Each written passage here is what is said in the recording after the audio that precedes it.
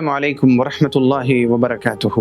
اس وقت ہم بات کریں گے قیامت کی ایک ایسی نشانی کے بارے میں جو بہت عرصے سے ظاہر ہو رہی ہیں، اور اس وقت اس نشانی کا ظہور بہت کثرت سے ہو رہا ہے۔ میں بات کر رہا ہوں علم کا اٹھ جانا، علماء کا اٹھ جانا۔ نبی اکرم صلی اللہ علیہ وسلم نے فرمایا کہ جب قیامت قریب آئے گی، جب قیامت کی بڑی بڑی نشانیاں ظاہر ہونے والی ہوں گی نا، یہ ان نشانیوں میں سے ہے۔ حضور اکرم صلی اللہ علیہ وسلم نے فرمایا کہ جب قیامت قریب ہو جائے گی اس وقت قتل بہت زیادہ عام ہو جائے گا۔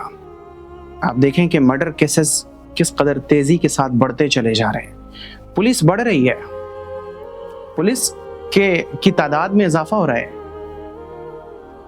لیکن قتل، جرائم، فسادات روک نہیں رہے ہیں، بلکہ وہ بڑھتے جا رہے ہیں۔ کیونکہ اصل میں جو دل کی پولیس ہے نا، وہ غائب ہے۔ دل کی پولیس ہے اللہ کا ڈر۔ تو قتل بہت زیادہ عام ہو جائے گا، فتنے بڑھ جائیں گے، فحاشی اور عریانیت کا سیلاب بہہ پڑے گا، اور انہی میں سے ایک نشانی ہے کہ علم اٹھ جائے گا۔ وَيُقْبَضُ الْعِلْمُ، علم اٹھا لیا جائے گا۔ کیسے اٹھا لیا جائے گا؟ میں نے پچھلی ایک ویڈیو میں بات کی تھی کہ اللہ رب العزت کے نبی صلی اللہ علیہ وسلم نے تفصیل کے ساتھ اس کو حدیث میں بیان کیا کہ علم کیسے اٹھے گا۔ تو حضور نے فرمایا کہ علم کو اللہ رب العزت اس طرح سے اٹھائے گا کہ علماء اٹھتے چلے جائیں گے، جو اچھے علماء ہیں، جو سچے علماء ہیں، جو صالحین میں سے ہیں، وہ علماء جن کے پاس دین کا علم ہے، گہرا علم ہے، وہ لوگ اٹھتے چلے جائیں گے، اور ان کے اٹھتے چلے جانے کی وجہ سے ان کی جگہ لینے والے لوگ نہیں ہوں گے۔ لہٰذا پھر ہوگا یہ کہ ان کی جگہ پہ جاہل آ جائیں گے، وہ لوگ جنہیں دین کا علم نہیں ہے، جنہیں شریعت کا علم نہیں ہے، جن کو علم میں کوئی گہرائی نہیں ہے، بس ایسے ہی عام لوگ اپنی رائے دینے والے، انہوں نے کچھ پڑھا نہیں، لکھا نہیں، دیکھا نہیں، سیکھا نہیں، بوجھا نہیں، جانا نہیں، بس وہ اپنی رائے دیں گے۔ میں آپ کو ایک مثال دیتا ہوں ایک واقعے کے ذریعے۔ حدیث کی آپ یوں سمجھیں کہ بنیادی طور پہ 3 قسمیں ہوتی ہیں۔ ایک ہوتی ہے حدیث متواتر۔ متواتر کا مطلب ہے کہ صحابہ میں، تابعین میں اور تبع تابعین میں، تینوں زمانوں میں اس کے روایت کرنے والے اتنے ہوں کہ ان کا جھوٹ پر اتفاق کرنا ناممکن ہو، وہ جھوٹ بول ہی نہیں سکتے، اتنی بڑی تعداد میں وہ لوگ ہوں۔ حدیث مشہور کہتے ہیں اس حدیث کو کہ صحابہ میں تو اس کے روایت کرنے والے 1-2 ہوں، مگر تابعین کے زمانے میں اس کے روایت کرنے والے 50 سے زائد ہوں، بہت سارے لوگ ہوں، اتنے لوگ ہوں کہ وہ جھوٹ پر اکٹھا ہو ہی نہیں سکتے۔ اس حدیث کو حدیث کی اصطلاح میں، حدیث کی ٹرم میں مشہور کہتے ہیں۔ تو یہ تو 2 قسمیں ہوئی۔ ایک تیسری قسم ہوتی ہے خبر واحد، کہ صحابہ میں بھی 1-2 صحابی نے روایت کیا، پھر تابعین میں بھی 1-2 تابعین نے روایت کیا، اور تبع تابعین میں بھی کچھ ہی لوگ ہوں، تو اسے خبر واحد کہتے ہیں۔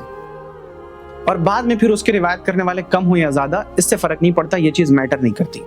تو جو حدیث مشہور ہے کہ تابعین کے زمانے میں اس کے روایت کرنے والے اتنے ہوں کہ وہ جھوٹ پر اکٹھا ہو ہی نہیں سکتے۔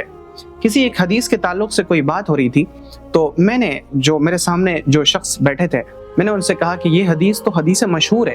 میں نے ایک حدیث سنائی اور میں نے کہا کہ یہ حدیث تو حدیث مشہور ہے۔ حدیث مشہور یعنی اس کے تابعین کے زمانے میں روایت کرنے والے اتنے ہیں کہ ان کا جھوٹ پر اتفاق کرنا ناممکن ہے۔ تو انہوں نے مجھ سے کہا کہ یہ حدیث تو میری نظر سے کبھی گزری نہیں، میں نے تو اس کو پڑھا ہی نہیں ہے، یہ مشہور کیسے ہو سکتی ہے؟ تو میں نے کہا کہ کیا حدیث کا مشہور ہونا یا نہ ہونا، حدیث کا صحیح ہونا یا نہ ہونا، یہ اس چیز پر ڈیپینڈ کرتا ہے کہ آپ نے کس حدیث کو پڑھا ہے اور آپ نے کس حدیث کو نہیں پڑھا۔ یہ کتنی بڑی بات ہے اور کتنا بڑا فتنہ ہے کہ میرے سامنے بیٹھا ہوا عالم یہ کہتا ہے کہ یہ حدیث میری نظر سے گزری نہیں، تو یہ مشہور کیسے ہو سکتی ہے؟ 2 باتیں ہیں۔ پہلی بات تو یہ کہ وہ جس کی نظر سے حدیث مشہور بھی نہ گزری ہو، وہ مسائل میں اپنی رائے دے رہا ہے، اور دوسری چیز کہ وہ ایک حدیث کے مشہور ہونے کو صرف اس لیے نہیں مانتا کہ وہ اس کی نظر سے نہیں گزری۔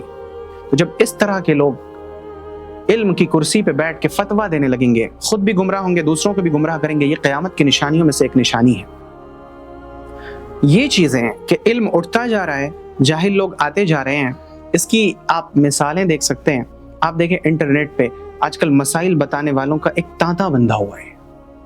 ابھی رمضان سے پہلے آپ نے شاید آپ کی نظر سے یہ ویڈیو گزری ہوگی، جس میں ویڈیو والا بندہ کہتا ہے کہ آپ اب تک اپنی زندگی میں جو وتر کی نماز پڑھتے آ رہے ہیں ٹوٹلی رانگ تھی، آپ बिल्कुल वेस्ट कर चुके हैं, आपकी वितर दुरुस्त हुई ही नहीं।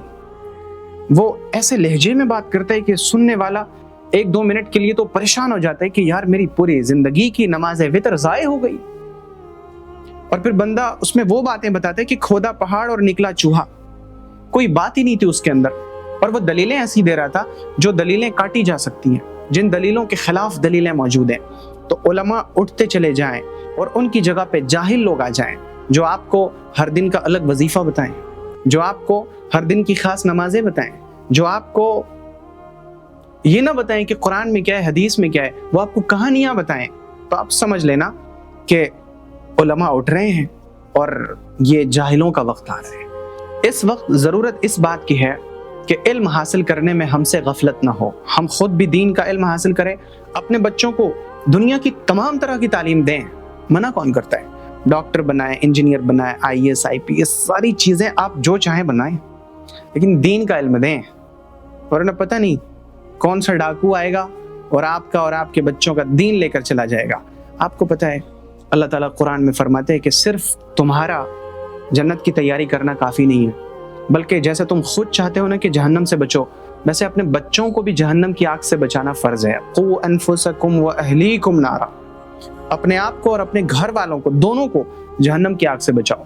सो कोशिश हो कि इल्म से अपना ताल्लुक़ मजबूत कीजिए, दीनी किताबें पढ़िए, हदीस पर नज़र रखिए, कुरान शरीफ का मुताला करें। जब इस चीज़ को आप करेंगे तो क़यामत की निशानियों के इस दौर में आप फितनों से बचेंगे। आपको पता है कि अगर एक कमरे में तारीकी होती है, अंधेरा होता है, वो कमरा बहुत दिन से छोड़ा हुआ है, लोग उसमें नहीं जाते, तो उस कमरे के अंदर चूहा भी होगा, उसके अंदर कीड़ा भी होगा, कॉकरोच भी होगा, चूंटी भी होगी, छिपकली भी होगी। तो क्या आप सब के लिए अलग अलग दवाई मंगवाएंगे? ये चूहे की अलग दवाई, फिर छिपकली की अलग दवाई, मच्छर के लिए अलग दवाई, मक्खी के लिए अलग दवाई? नहीं भाई, उसका एक सिंपल सा सॉल्यूशन है कि आप उस कमरे में लाइट ऑन कर दीजिए, रोशनी आएगी और सारे कीड़े मकोड़े आहिस्ता आहिस्ता निकल जाएंगे। बिल्कुल ऐसे ही आपकी ज़िंदगी में ये फितना है, ये फितना है, ये फितना है, ये फितना है, ये फितना है, तो क्या आप सब के लिए अलग अलग दवाई लाएंगे?